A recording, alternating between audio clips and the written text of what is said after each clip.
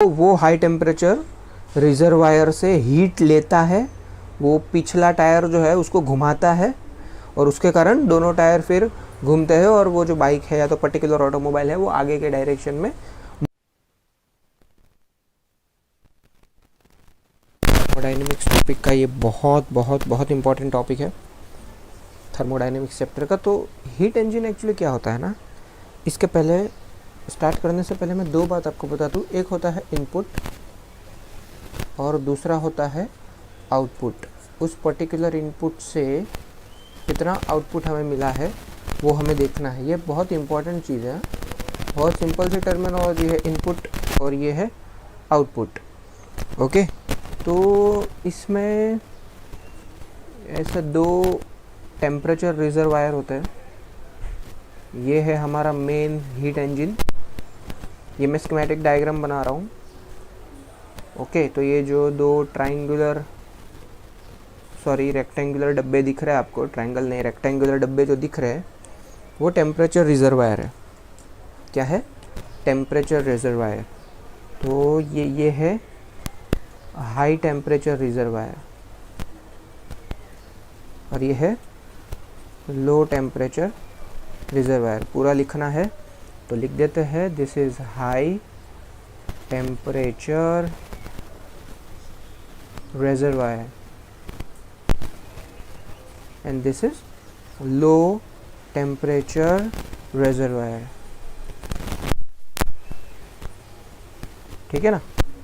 तो एक है हाई टेम्परेचर रिजर्वायर, एक है लो टेम्परेचर रिजर्वायर। और ये जो है ये है हमारा हीट इंजन। HE मतलब क्या? ये है हमारा एक्चुअल हीट इंजन। अभी हीट इंजन क्या करता है ना, heat engine converts heat energy to work. Heat engine जो है वो हीट एनर्जी से वर्क कन्वर्ट करता है। इसका टेम्परेचर कितना है समझो, इसका टेम्परेचर है T1 डिग्री सेल्सियस बोलो, केल्विन बोलो। और लो टेम्परेचर रिजर्वायर जो है उसका टेम्परेचर है T2। तो अभी हीट इंजन जो है वो क्या करेगा, ये हाई टेम्परेचर रिजर्वायर है जिसके पास बहुत सारी हीट है, उससे थोड़ी सी हीट लेगा and the amount of heat absorbed is Q1। उसको ऐसा बोल देते हैं Q1। 1 यानी ऊपर वाला हाई टेम्परेचर रिजर्वायर और 2 यानी नीचे वाला, जैसे कि लो टेम्परेचर रिजर्वायर। ठीक है, तो ये Q1 अमाउंट ऑफ हीट जो है उससे हीट इंजन क्या करने वाला है, हीट इंजन कुछ वर्क करने वाला है। तो उससे क्या करेगा, वो थोड़ा सा वर्क करेगा।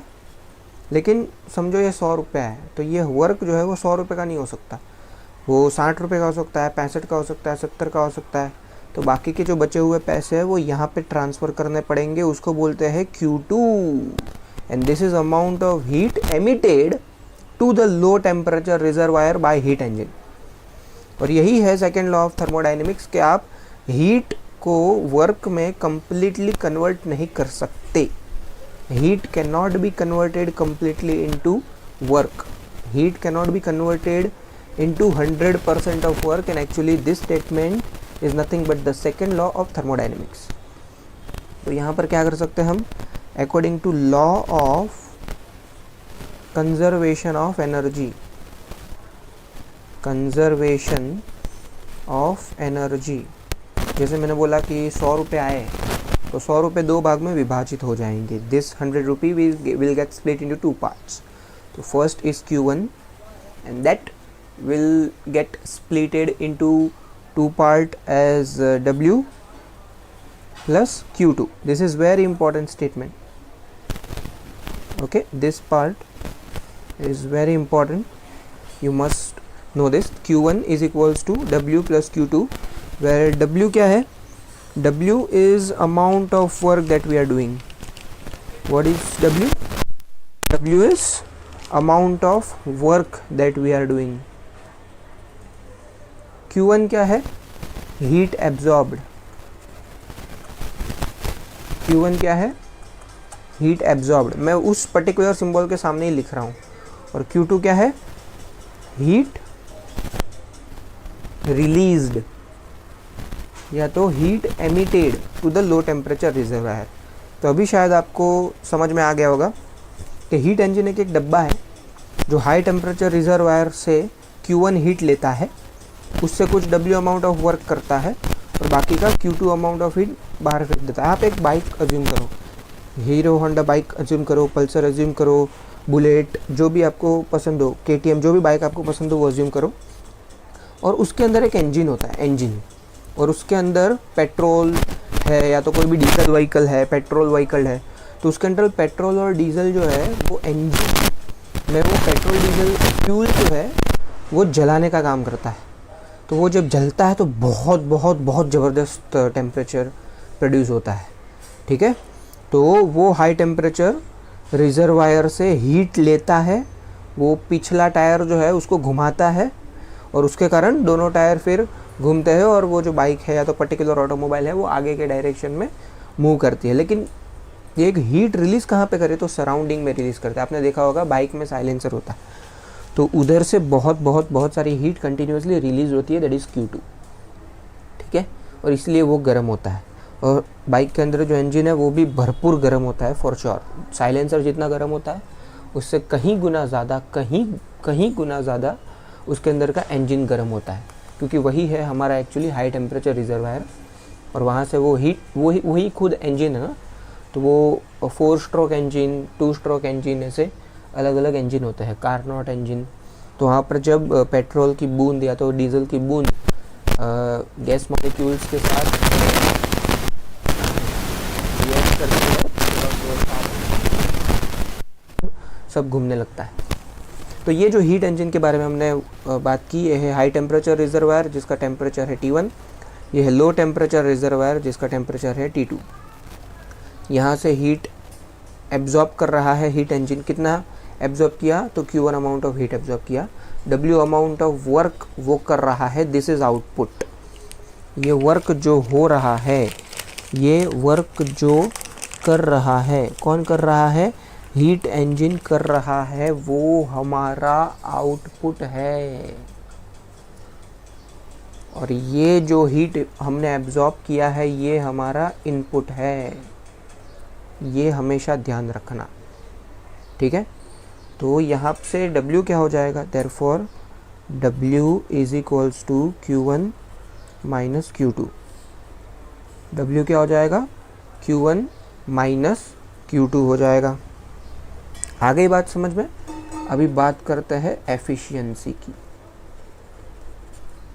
Efficiency of heat engine, that is denoted by symbol eta. Alpha, beta, gamma, delta, theta वगैरह जो होता है वैसे उसको ईटा सिंबल से डिनोट करते हैं। तो एफिशिएंसी क्या होती है ना, एक जनरल फॉर्मूला मैं बता रहा हूँ, वहाँ पे याद रखो। एफिशिएंसी होती है आउटपुट अपॉन इनपुट। एफिशिएंसी हमेशा, एफिशिएंसी कितनी होती है, आउटपुट अपॉन इनपुट, बराबर है। एफिशिएंसी क्या होती है भाई, आउटपुट अपॉन इनपुट। तो हम जो है हमारा आउटपुट किससे डिनोट कर रहा है और इनपुट किससे डिनोट कर रहा है वो बाद में लिखते हैं, लेकिन एफिशिएंसी किससे डिनोट कर रहा है, ईटा से। आउटपुट क्या है, वर्क डन, आउटपुट क्या है, वर्क डन, और इनपुट क्या है, amount of heat absorbed, amount of heat absorbed, ठीक है ना भाई।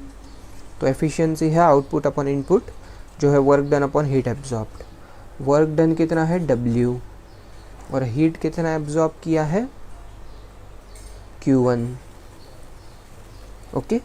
अब W का वैल्यू क्या है, W है Q1 माइनस Q2। देखो ये रहा, मैंने बोला था बहुत इंपॉर्टेंट है, ध्यान रखना है ये दोनों स्टेटमेंट, यही याद रखोगे तो यहाँ से W का वैल्यू मिल जाएगा, that is Q1 minus Q2। तो वो सब्स्टिट्यूट करता है Q1 minus Q2 whole divided by Q1। ये हो गई एफिशिएंसी ऑफ हीट इंजन। अगर इसको स्प्लिट करें दोनों बाजू, एल्जेब्रिक ऑपरेशन, ये Q1 माइनस Q2 दो टर्म है और डिनोमिनेटर का जो एक टर्म है वो दोनों के साथ जाएगा, तो it will be like Q1 divided by Q1 minus Q2 divided by Q1, ऐसा हो जाएगा। ठीक है। Q1 upon Q1 is 1 minus Q2 by Q1। सो ये हो गई efficiency. 1 minus Q2 by Q1 is efficiency of heat engine. याद रखो 1 minus Q2 by Q1 is efficiency of heat engine. That's it. अभी एक और इम्पोर्टेंट बात जाते जाते बता रहा हूँ कि Q1 by Q2 is equals to T1 by T2। Q1 by Q2 जो होता है वो होता है T1 बाई T2। तो यहाँ पर Q2 बाई Q1 हो जाएगा T2 बाई T1। अरे अगर Q1 by Q2 T1 by T2 है तो Q2 बाई Q1 हो जाएगा T2 बाई T1। इसको ऐसा भी लिख सकते हैं ना, Q2 by Q1 is equals to T2 divided by T1। तो ये जो Q2 by 1 minus Q2 by Q1 है उसको लिख सकते हैं 1 माइनस T2 बाई T1। ये भी एफिशिएंसी का ही फॉर्मूला बन सकता है। तो दोनों फॉर्मूला ध्यान में रखेंगे, ठीक है। क्योंकि कभी कभी ना टेम्परेचर दिया होता है, हाई टेम्परेचर रिजर्वायर और लो टेम्परेचर रिजर्वायर का। तो ये हमने पूरा डिटेल में स्टडी किया, हीट इंजन क्या होता है उसका एनालिसिस किया, ठीक है।